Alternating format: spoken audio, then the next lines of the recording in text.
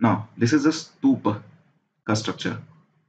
ठीक है, यहाँ पे देखा जाए तो ये कुछ स्ट्रक्चर है, स्क्वायर बेस का स्ट्रक्चर, जहाँ पे आसपास बाउंड्री बनी हुई है। ठीक है, इसके अंदर स्तूप बैठता है, उसके ऊपर ये हर्मिका होती है और ये छतरी होती है। इसको अंडा कहा जाता है, अंड या अंडा कहा जाता है। ये कुछ तोरण होते हैं। ठीक है,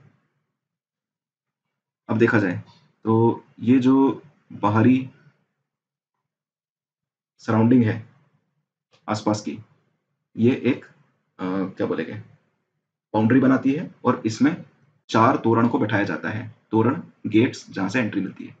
इस बाउंड्री वॉल पे जातक स्टोरी लिखी जाती है, फर्स्ट थिंग। सेकेंडली, कोई इंस्क्रिप्शन यदि लिखना हो कि किसने कितना ध्यान दिया, वो लिखा जाता है। सिमिलरली तोरण पे भी कुछ कार्विंग रहेगी।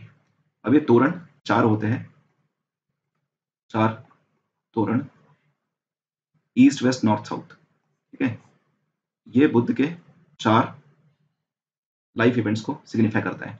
ईस्ट में बर्थ, साउथ में इट इज एनलाइटनमेंट, वेस्ट में फर्स्ट सरमन, एंड नॉर्थ में महापरिनिर्वाण, मतलब बुद्ध की डेथ। ये सिग्निफिकेशन रहता है इन 4 तोरण का। ठीक है, ईस्ट में बर्थ, साउथ में एनलाइटनमेंट या फिर निर्वाण, वेस्ट में जो पहला सरमन है, धर्म चक्र परिवर्तन जिसको बोलते हैं, एंड नॉर्थ में वी हैव द महापरिनिर्वाण, जब बुद्ध इस धरती को छोड़ते हैं। ये 4 सिग्निफिकेंस रहते हैं इन तोरण के। इसके ऊपर यदि आए तो ये कुछ स्ट्रक्चर रहता है, ये भी स्क्वायर स्ट्रक्चर रहता है। इसको बोलते हैं वेदी। यहाँ पे लिखा हुआ है क्या? नहीं लिखा।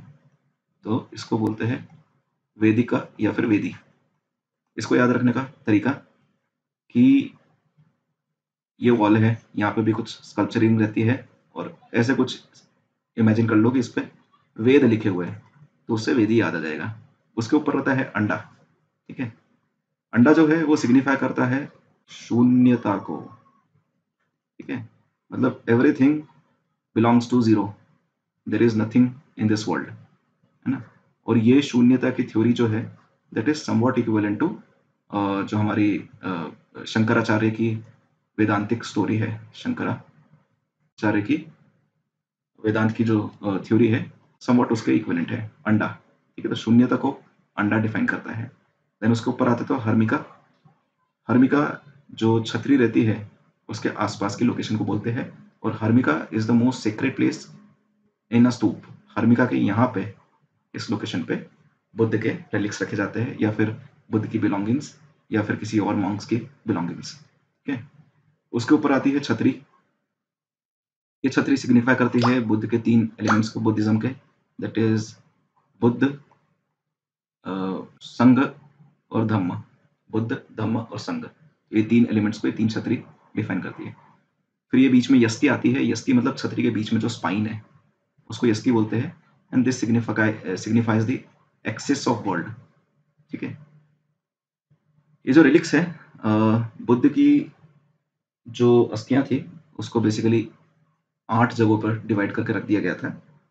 हम अभी तक मोस्टली 2 ही खोज पाए हैं, एंड लेटर ऑन इनको डिवाइड कर दिया था जो अशोक थे उनने 84,000 स्तूप में। ऐसा बोला जाता है कि 84,000 में इन सब की अस्थियां निकाल के अशोक ने अलग अलग जगह पे रख दी थी। Although not important for examination के लिए ये जो स्ट्रक्चर है पूरा, ये इंपॉर्टेंट होना चाहिए। सबसे नीचे ये जो बाउंड्री वॉल है, बाउंड्री वॉल कुछ नहीं बोलते हैं, बाउंड्री वॉल, इन पे जातक स्टोरी लिखी जाती है। इनमें 4 तोरण होते हैं। 4 तोरण बुद्ध के 4 लाइफ के इवेंट्स को सिग्निफाई करते हैं। उसके ऊपर वेदिका आती है, उसके ऊपर अंडा आता है। अंडा शून्यता को सिग्निफाई करता है। शून्यता मतलब जीरोनेस, जीरो जीरो होता है ना अपना, जीरोनेस, एवरीथिंग इज शून्य। उसके ऊपर हर्मिका आती है जहाँ पे बुद्ध के रिलिक्स रखे जाते हैं या बिलोंगिंग्स। उसके ऊपर छतरी आती है जो बुद्ध, संघ और धम्म को सिग्निफाई करती है, और यस्ती वर्ल्ड के एक्सेस को सिग्निफाई करती है। अच्छा, with reference to an ancient India, consider the following statement. The concept of stupa is a Buddhist origin. ठीक है, stupa was generally a repository of relics, बिल्कुल सही। Stupa was a votive and commemorative structure in Buddhist tradition. Okay. तीनों statement लड्डू statement है, लड्डू question है, बस ऑप्शन उन्होंने अजीब से दे दिए थे, 1 ओनली, 2 ओनली, 3 ओनली। ठीक है। Now stupa is Buddhist origin, this statement is wrong. यदि हम बुद्धिस्ट ऐसे समय में जब भी ऐसे स्टेटमेंट आए तो ये सोचो कि हमने बुद्धिज्म पढ़ते समय कहीं पे ऐसा स्टेटमेंट पढ़ा है कि नहीं। तो बुद्धिज्म पढ़ते समय कहीं पे भी ये लिखा हुआ नहीं मिलेगा एटलीस्ट कि स्तूप बुद्धिस्ट ओरिजिन के होते हैं या फिर बुद्ध के आने के बाद ही स्तूप बनना चालू हुए।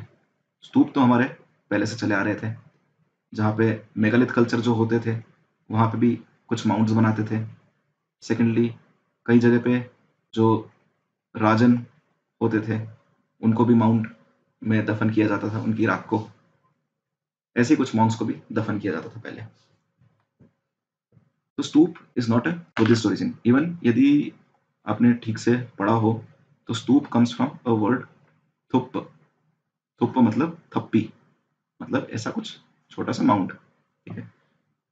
तो इसमें बुद्ध के एक कहानी आती है जिसमें आनंद जो बुद्ध के डिसाइपल है वो बुद्ध से पूछते हैं, बुद्ध आनंद को बताते हैं कि जब मैं चले जाऊंगा तो मेरी राख जो है वो एक थुप्पी के नीचे बना के रख देना, जैसे कि चक्रवर्ती राजन को दफनाया जाता है। ठीक है। तो बुद्ध ने क्या कहा कि मेरी राख को एक थुप्पी के नीचे मतलब माउंट के नीचे दफना देना, जैसे कि एक चक्रवर्ती राजन को दफनाया जाता है। और चक्रवर्ती राजन का कंसेप्ट पहले से चला आ रहा है। ठीक है। इसका ओरिजिन हमको एग्जैक्टली नहीं पता है, पर क्योंकि बुद्ध ने तो बोला है चक्रवर्ती राजन, इसलिए वो पहले से तो एटलीस्ट है। इससे क्या सिग्निफाई होता है कि दफनाने की प्रथा पहले से चल रही है, और सेकेंडली बुद्ध क्षत्रिय थे क्योंकि उनको एक राजा की तरह, चक्रवर्ती राजा की तरह दफनाना था। ठीक है। नाउ स्तूप इज, तो पहला स्टेटमेंट गलत हुआ। सेकंड स्टेटमेंट रेलिक्स को इसमें रखा जाता है तो बिल्कुल सही। जो हर्मिका होती है स्तूप में, आगे हम लोग देखेंगे अभी स्तूप का स्ट्रक्चर उसमें बताता हूँ। And third is it is a commemorative structure, यानी किसी और चीज को सिग्निफाई करते हुए एक स्ट्रक्चर है। तो ये सेकंड और थर्ड बिल्कुल सही स्टेटमेंट है। Answer would be only 2। अब ऐसे क्वेश्चन में ये जो इन्होंने नया ओनली 1 ओनली 2 ओनली 3 दिया है उसके कारण हम लोग खुद ही को डाउट करने लग जाते हैं। कई लोग ऐसे क्वेश्चन छोड़ भी देंगे और या फिर कई गलत भी करके आ जाएंगे। अब थोड़ा चैलेंज बढ़ चुका है, पर we have to deal with it.